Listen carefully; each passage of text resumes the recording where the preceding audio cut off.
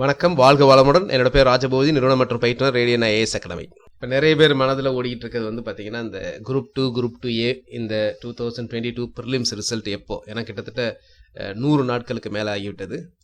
So எதனால் delay, என்ன காரணம்? நிறைய காரணங்கள் சொல்லப்பட்டது. ஃபார் எக்ஸாம்பிள் வேக்கன்சி கொஞ்சம் கூடியிருக்கு அப்படின்ற மாதிரி ஒரு காரணம் சொல்லப்பட்டது.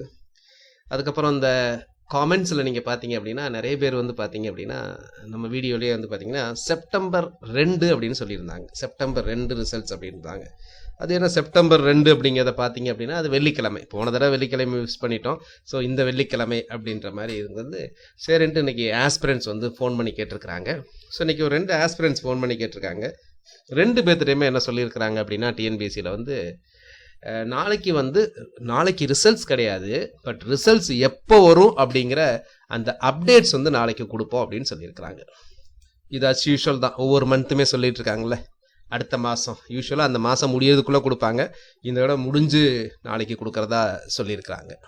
அதுக்கப்புறம் டெலிகிராம் குரூப்பில் இருந்த மாதிரி ஒரு மெசேஜ் வந்து எனக்கு அனுப்பிச்சிருந்தாங்க. அந்த மெசேஜை பார்த்தேன். ஸோ அதில் என்ன அப்படின்னா, இந்த குரூப் 2 ரிசல்ட்ஸ் வந்து ரெடி ஆகிடுச்சு.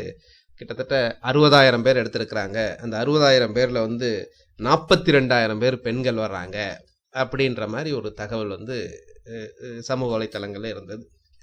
ஸோ அதனால் 42,000 பேர் பெண்கள், அது எந்த அளவுக்கு உண்மை அப்படின்னு தெரியலை. ஸோ அதனால் வந்து பார்த்திங்கன்னா ரிசல்ட்ஸை வந்து நிப்பாட்டி வச்சுருக்கிறாங்க. ஏன்னா ஏற்கனவே ஒரு கோர்ட்டோட ஒரு வெர்டிக்ட் வர வேண்டியிருக்கு. அதுக்கப்புறம் வந்து பார்த்திங்கன்னா கவர்மெண்ட்டையும் இதுக்கு ஒப்பீனியன் கேட்டிருக்கிறாங்க அப்படின்ற மாதிரி இருக்குது. ஸோ இதுலேருந்து ஒன்று தெரியுது என்ன அப்படின்னா, இப்போ நீங்கள் தேர்வர்கள் இது எல்லாமே நம்ம இந்த ஹாரிசாண்டல் ரிசர்வேஷன் கண்டிப்பாக பண்ணணும் அப்படின்னு சொன்னது வந்து அரசுக்கும் இந்த கவனம் போயிருக்கு. அது தெரியும். நம்ம போய் நேரடியாக போய் சொல்லியிருக்கிறோம். அதற்கப்புறம் வந்து பார்த்தீங்க அப்படின்னா இது டிஎன்பிஎஸ்சிக்கும் தெரிஞ்சிருக்கு, சரிங்களா? ஸோ அப்போது அவங்களும் இதனுடைய அந்த பின் விளைவுகளை உணர்ந்திருக்கிறாங்க. அந்த குரூப் 1 ரிசல்ட்ஸ்லேயே அவங்களுக்கு தெரிஞ்சிருக்கும். அவங்களுக்கே ஷாக்கிங்காக இருந்திருக்கும். ஏன்னா அரசு எந்திரம் நடக்கணும், அரசு எந்திரம் வந்து சீராக நடக்கணும் அப்படிங்கிறதுக்கு முக்கியமாக வந்து பார்த்திங்கன்னா அந்த அரசு அலுவலர்கள் வந்து முக்கியம்.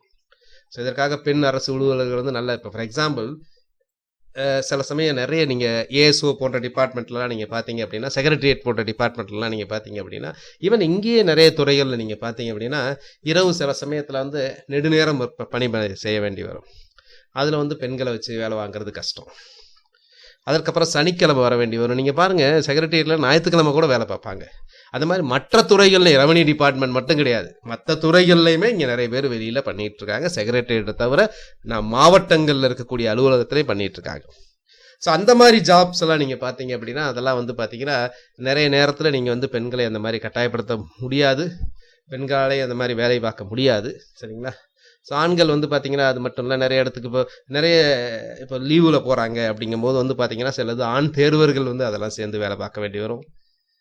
இப்போ ஆண்கள் வந்து சிலதெல்லாம் வெளியில் போக வேண்டிய வேலையெல்லாம் ஜாப்ஸ்லாம் இருக்கும். ஸோ அதுக்கெல்லாம் பெண்களை விட வந்து பார்த்திங்கன்னா ஸோ ஆண்கள் தான் கொஞ்சம் நிறைய ஃபிசிக்கலாக வந்து வெளியே போக வேண்டிய வேலைக்கெல்லாம் பண்ணுவாங்க.